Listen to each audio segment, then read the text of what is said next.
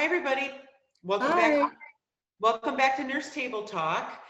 Julie and I are going to wrap up our three-part series on what is patient advocacy. And I'm going to start us off because I don't know if everybody out there is aware, but patients have rights. And there's actually a Bill of Rights out there that is published and it is posted. And it is really everywhere. It's in nursing homes, it's in long-term care facilities, it's in subacute rehab centers, it's in anywhere that somebody gets care, doctor's offices, hospitals, everything. So I'm going to go ahead and I'm going to read what the rights of the patient are. And then Julie's going to kind of like sum it up because we're talking about advocacy and why it's important.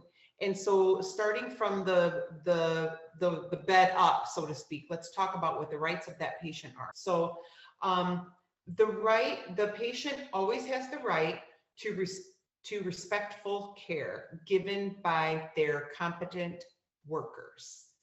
The second one is that the patient always has the right to know the names of their caregivers and the jobs that each one of those people that come into that room are to do. Number three, the patient always has the right to privacy and the in respect to their medical condition. And number four, that person's medical condition is only to be discussed with those who need to know. So nobody is talking about anybody randomly. And that's huge. Throughout their experience.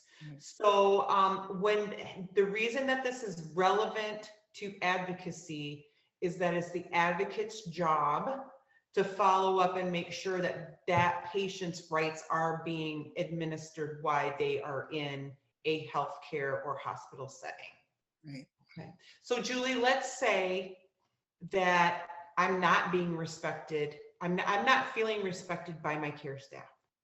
I feel like they're belittling me. They're not taking me seriously. They're not listening to what I'm telling them.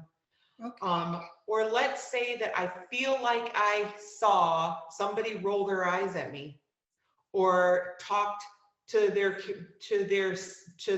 aide friend under their breath about me underneath their mask. But I'm upset. I'm already sick. I don't feel well. And this is just really putting me over the edge. And you are my advocate. So please, how are you going to make this better for me? Okay, so the process that I would recommend is, first of all, you always want to start with your nurse or whoever's in charge of your care that's coming to your bedside. You know, if you talk to a tech and ask them to talk to the nurse, because maybe the nurse is with another patient, but you really want to talk to the people that are coming in and taking care of you. And, you know them best, so start with them and ask them to let your nurse know. And if the nurse is not there and the nurse comes back in shortly, you know, let that person know how you're feeling. They're there to try and make you as comfortable as they can, and they really want you to have quality of care. So start with them. Now, let's say that you feel that didn't help. And the next time the nurse came in, she didn't say anything. And you said, hey, did you get a chance to talk to the tech? I was letting them know some concerns. Give that nurse a little bit of time to respond to, so that they can come back and say, hey, I talked to somebody. Just kind of follow up with them. Give them a chance, although let a little bit of time go by, you know, so that they can have time to address your concerns. Now, if for some reason you're still not happy with that, ask your nurse to have the charge nurse come in and talk to you. Go to the next step up. Obviously, you always, you want to let people know what is going on and why you feel the way you do. And if, you could have a doctor come in the meantime, maybe they're going around, a resident, if the charge nurse is not able to help you, the next person would be the resident. Maybe the resident is the doctor that's making the rounds on the floor. And if you're not satisfied with him, then you may go to the attending doctor. The attending doctor is the one that's overseeing, he's like the quarterback watching the whole football game or something, that's the way my analogy would be. But there's always a hierarchy in the hospital system or in a nursing facility, but you need to start with people taking care of you at the bedside. They will respond, ask who their supervisor is. The person at the top of the food chain, I call the hospitalist in the hospital. You can always ask for a social worker too. Remember, social workers, as mentioned in our video, what is a social worker? They help navigate concerns, problems that come up, and resources, and the charge nurse and other people can help as well, but these are just different titles of different people that you can ask for, but certainly you want to start with who is coming into your room and helping start there, because they're the one providing the direct care. You want them to know what you like, what you don't like, what bothers you, what doesn't bother you. Is that pain med working, or maybe it's not? And maybe she needs to go back, or he needs to go back to the doctor and talk about that. And then maybe the doctor comes in. So you want to give it time, but you want your concerns addressed. So it's a little bit of a balancing plan, I guess. It's definitely a dance. And I think too, to sum it up, is that the squeaky wheel always gets the grease. That's Yeah.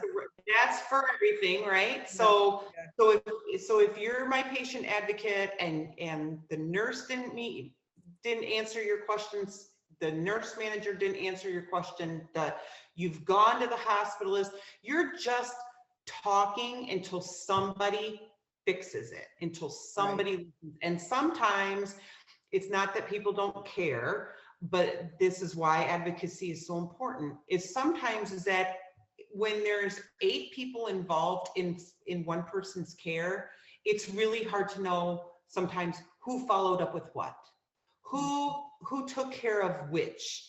So if it comes down to a problem, a complaint, and you're feeling like you're working your way up, you might have to say it more than once to more than a couple people until you get your needs, your concerns addressed. But at the end of the day, that's what an advocate is. And we hope that helps, because it's a big role and big shoes to fill.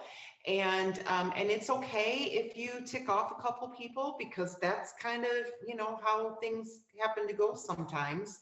But yeah, I think that we've done a good job with this, Julie. I think that people should have much better understanding of how to get their needs met for their vulnerable loved ones and family members. And yeah. And you're looking to have resolution on your concerns and problem or complaint that you might have. But also remember that in a lot of facilities or hospitals, they have names of people to call if you have a grievance or a complaint, how to